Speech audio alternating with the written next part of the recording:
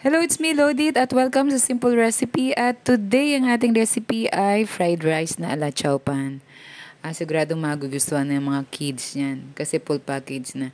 Okay, yan ang mga ingredients. Kaya kung ready na tayong magluto, ay magsimula na tayo. Okay, magsalang tayo ng isang pan at maglagay tayo ng mantika at igisa natin ang bawang. At pagkatapos niyan, isunod na rin natin yung sibuyas na hiniwa ko. Haluin lang at isunod na rin yung ating ground pork. Konti lang yung nilagay ko, kulang lang yun sa 1/4. At soy sauce, add tayo for flavor.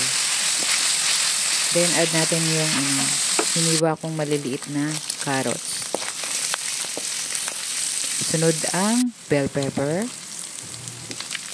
Puro maliliit yung mga paghihiwa nyo dyan gagawin. Then, yung hotdog, 2 piraso lang yan na jumbo. Hiniwa ko rin siya ng mga maliliit. At syempre, hindi mawawala ang rice. Haluin lang natin ng mabuti para kumalat ang lasa ng mga ingredients natin sa kanin.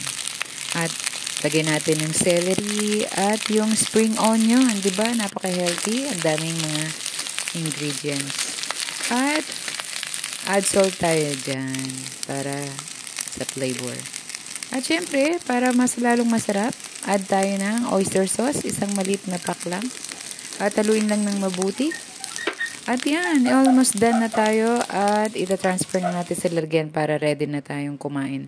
Okay, yun lang po at maraming salamat sa panonood at don't forget to subscribe to my channel at please po pindutin na rin ang notification bell. Ingat lagi. God bless everyone.